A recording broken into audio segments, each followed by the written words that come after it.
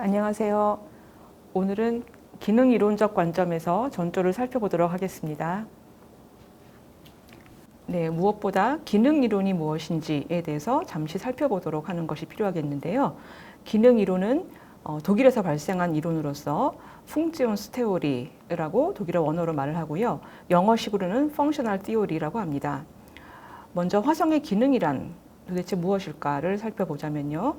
쉽게 설명드리면 음악 작품의 악구나 악절, 섹션 또는 곡 전체에 있어서 화음 또는 화성의 역할이나 작용 이렇게 생각해 볼 수 있겠습니다. 그 밖에 다른 학자들은 또 다른 설명을 했는데요.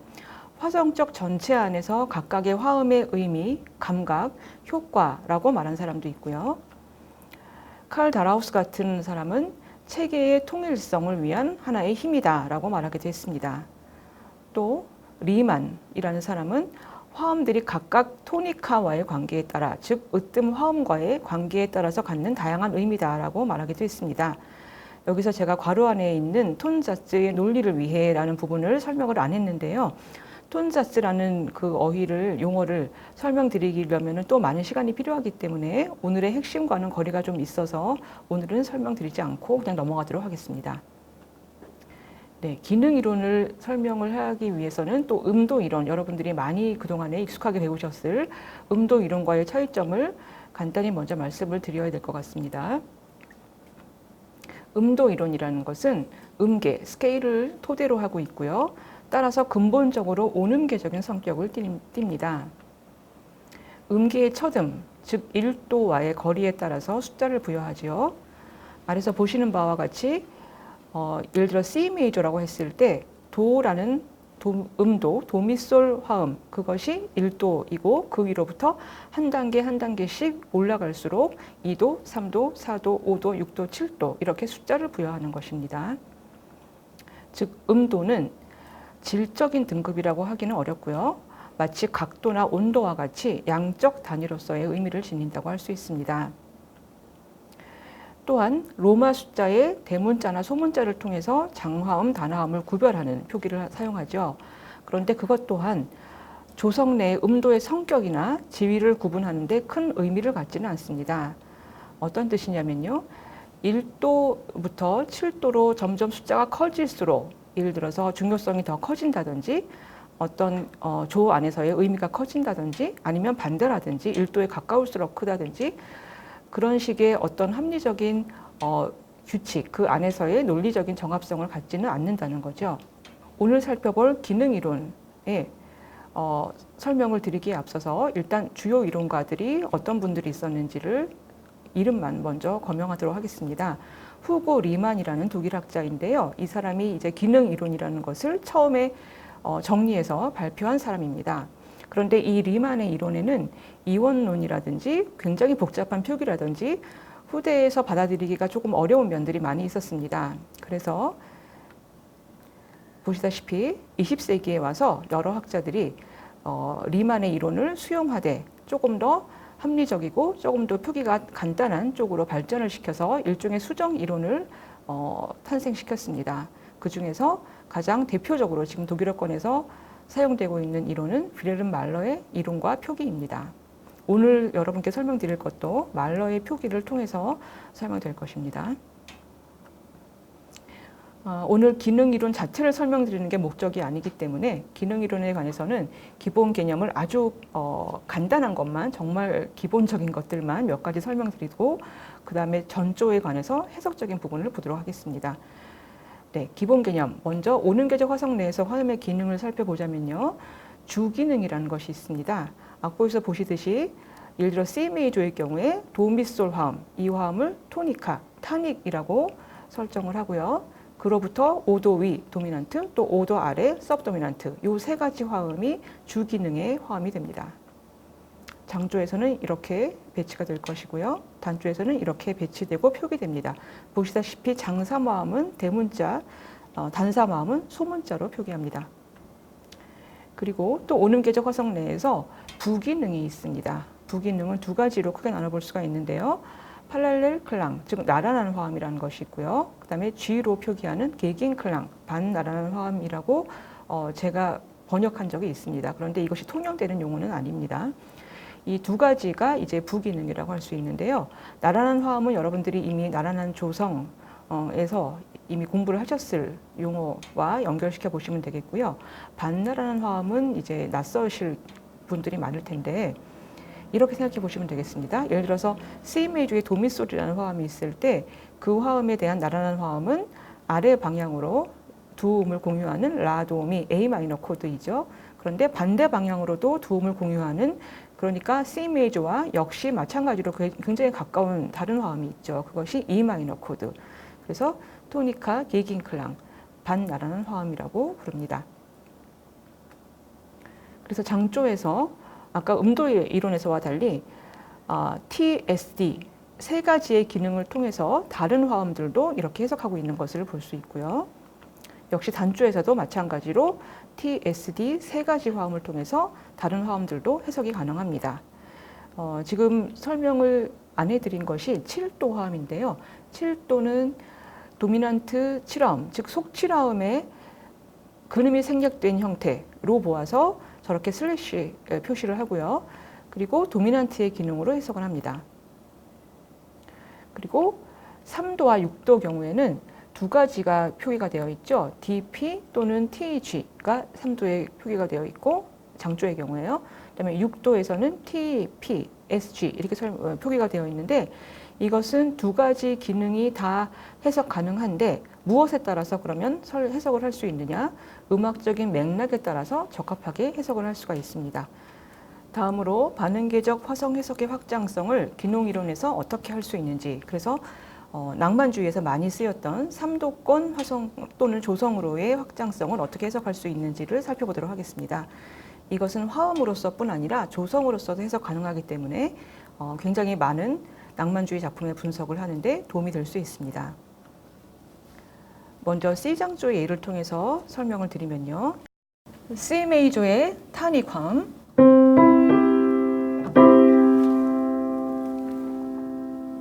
이 화음의 나란한 화음은 여러분들이 잘 아시다시피,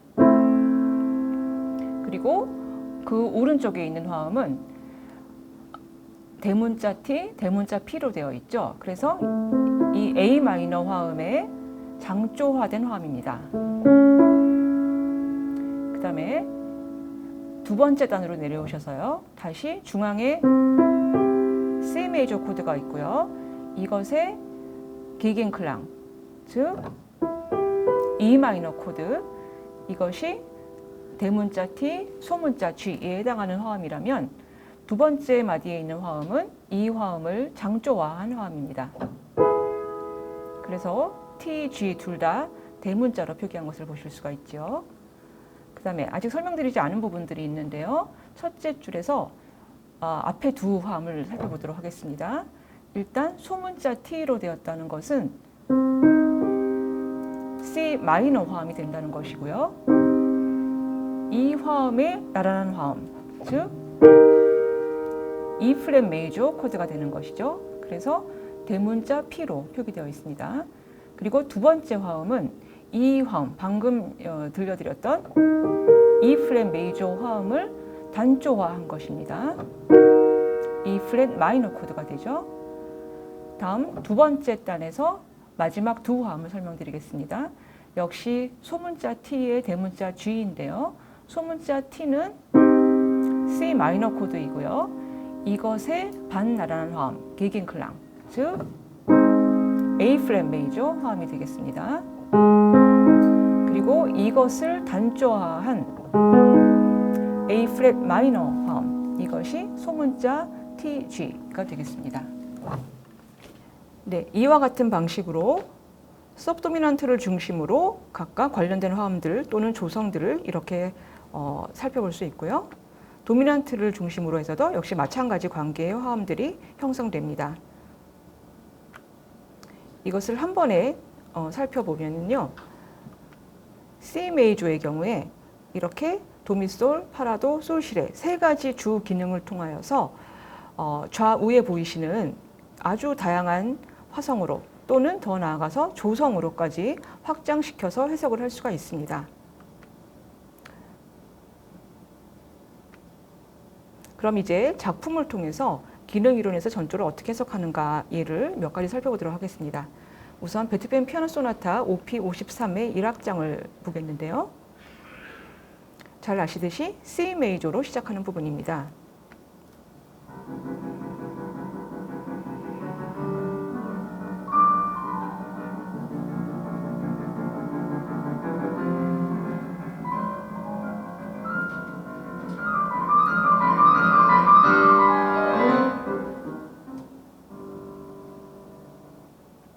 네, 그런데 이 주제는 우리의 예상과 달리 고전주의의 표준적인 조성 구조와 달리 2장조로 나오죠.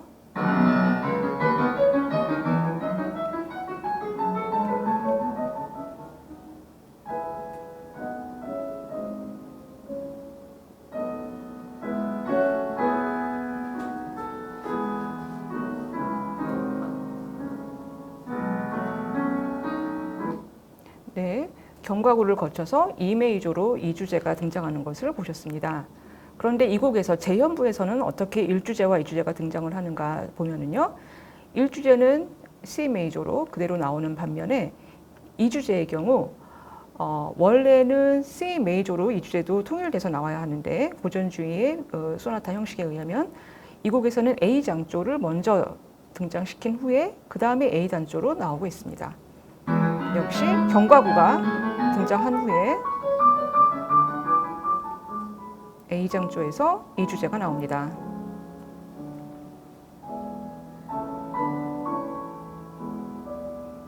이제 A 단조로 전환되고요.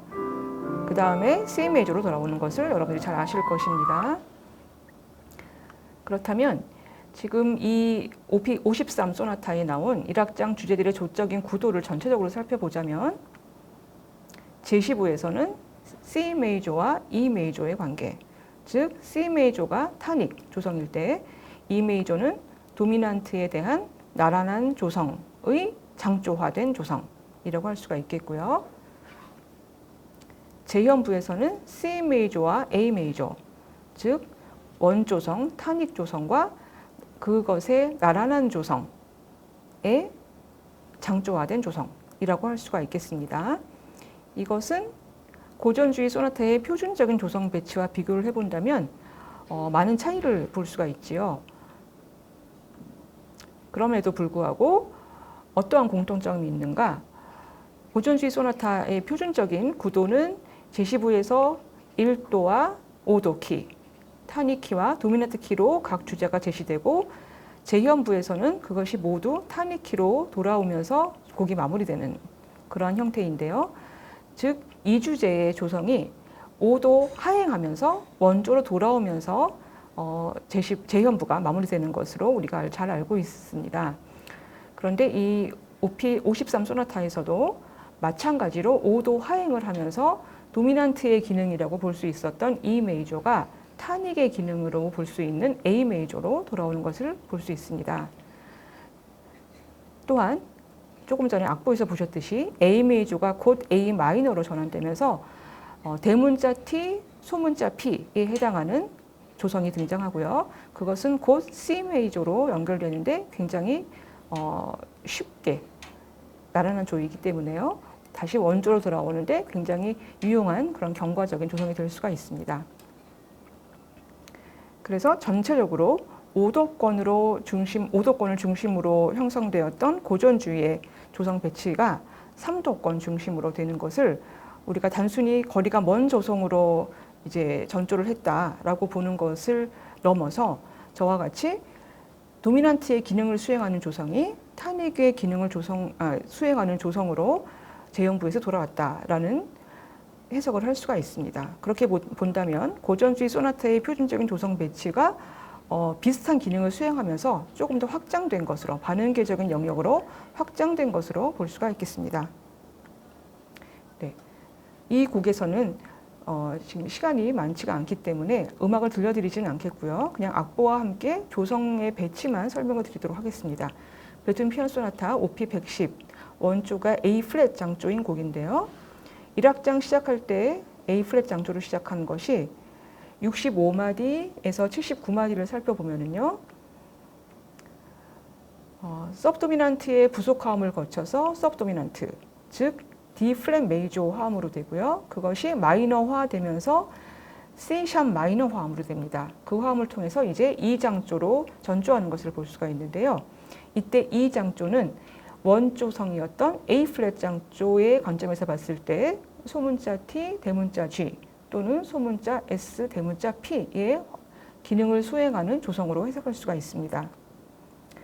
이 뒷부분에서는 이 장조가 다시 A 플랫 장조로 돌아가는데요. A 플랫 장조로 돌아가기 위해서 으뜸조, 즉 A 플랫 장조의 도미넌트 화음을 향해서 전조된 다음에 A 플랫 장조로 돌아옵니다. 즉 타닉의 기능을 수행하던 이 장조가 도미넌트의 기능으로 가는 것으로도 확장시켜서 해석해 볼 수가 있는 거죠. 이 곡의 2악장에서는 F 단조, 즉 A 플랫 장조에서는 그 관점에서 살펴볼 때는 TP에 해당하는 단조를 시작을 하고요. 그 다음에 A 플랫 장조, 토니카 조성으로 돌아옵니다. 2악장의 마지막 부분에서는 F 단조로 코다가 시작이 되는데요. 보시다시피 마지막 화음은 F 메이저 코드, 즉 장조와 단조가 이제 전환되어서 F 메이저로 끝나게 됩니다. 이 화음은 곧 3악장의 조성인 B 플랫 단조의 도미넌트인데요. B 플랫 단조는 전체 악장의 원조인 A 플랫 메이저에서 봤을 때는 SP에 해당하는 조성이 됩니다. B 플랫 단조를 시작한 이 3악장은 곧 이어서 A 플랫 장조 원조성의 도미넌트 화음으로 향하고요. 그것이 다시 E 장조로 전조되면서 A 플랫 장조의 TG 화음으로 갑니다. 그리고 조금 지나서는 A 플랫 단조로 돌아오는데 즉 마이너 타닉으로 돌아오는 것이죠. 그래서 이 곡 전체의 조적 구도를 보시면 1악장에서는 A 플랫 장조, 2악장은 F 단조에서 시작해서 F 장조로 끝나고요. 3악장은 그것을 받아서 B 플랫 단조, 그리고 마지막은 A 플랫 장조로 다시 돌아오면서 곡 전체가 구성되어 있습니다. 그리고 그것은 A 플랫 장조의 관점에서 여기 보시는 것처럼 타닉 또는 सब도미넌트 또는 도미넌트의 기능을 수행하는 것으로 해석할 수가 있습니다. 즉 주, 부 기능을 통해서 전체적 조성 구도를 파악할 수가 있고요. 또 3도 관계에 대한 설명이 기능 이론을 통해서 조금 더 수월해지는 것을 볼 수가 있습니다. 자, 마지막으로 반음계적 조석 변화에 대한 단일 조성적인 해석의 예로서 바그너의 로헨그린 1막 2장에 나오는 어떤 아리아의 일부를 보도록 하겠습니다. 화살표 표시된 부분부터 들어주시기 바랍니다.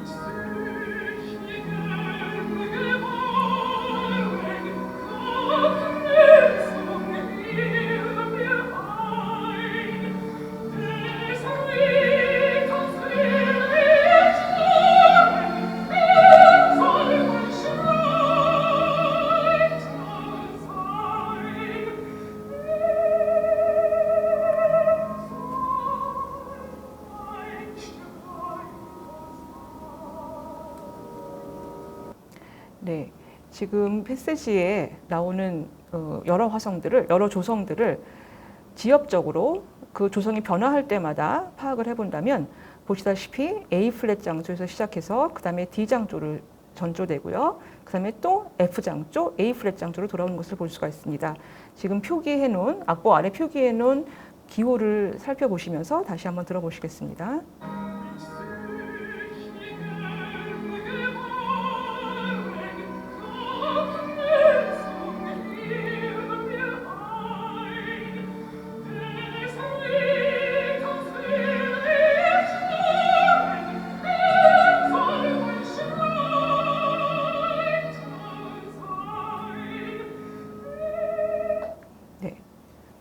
그래서 지금 악보에서 보여드렸던 것을 조금 정리해서 도표로 만들어 본다면 A 플랫, D, F, A 플랫 이렇게 순환하는 조성 관계를 가지고 있고요.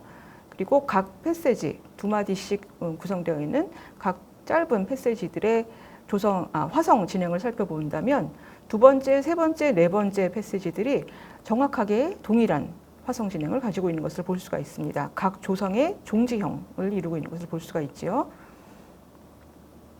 그런데 이렇게 지역적인 조성을 살펴보는 것뿐 아니라 기능 이론에서 굉장히 유용하게 사용할 수 있는 관점이 단일 조성적인 관점으로 화성을 볼 수 있다는 것입니다. 즉 모노토널한 관점인데요.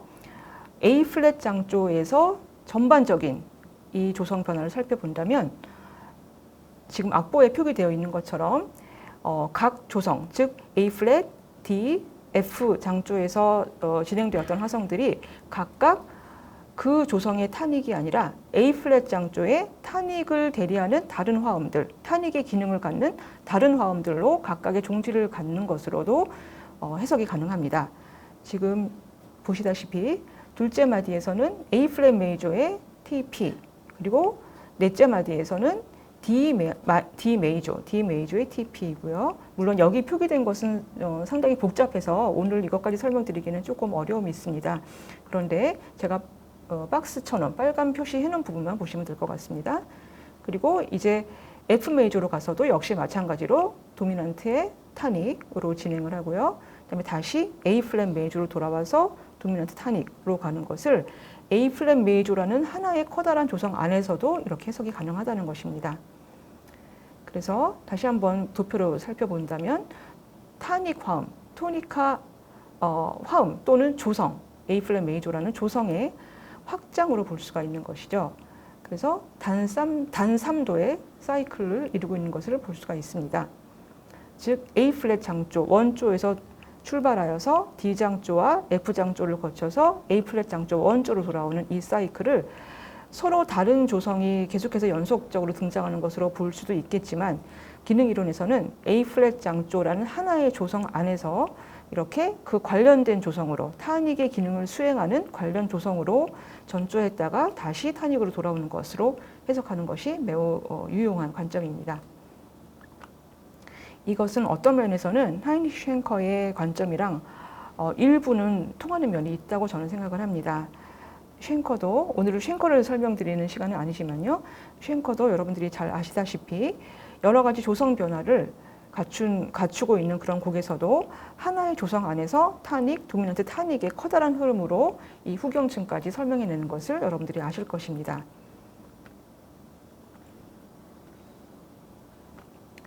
이제 오늘 말씀드린 것을 정리를 해보자면요. 전조에 대해서 기능 이론적 해석을 하는 것은 어떠한 특징을 가질 수가 있는가? 음악적 맥락에 따른 화성을 해석할 수 있다는 점, 그리고 반음계적 화성 해석을 매우 유용하게 할 수 있다는 점, 3도 관계, 낭만주의 화성을 해석하는데 매우 효율적인 도구가 될 수 있다는 것입니다. 또 작품 전체의 화성적 구도를 통찰하는 관점을 가질 수 있다는 것이고요. 마지막에 말씀드렸듯이 쉔커 또는 나아가서 쉔베르크가 말했던 모노토널리티 개념과 연관지어서도 해석이 가능하다는 것입니다. 네, 오늘 이 정도로 해서 기능 이론적 관점에서 살펴본 전조를 마치도록 하겠습니다. 감사합니다.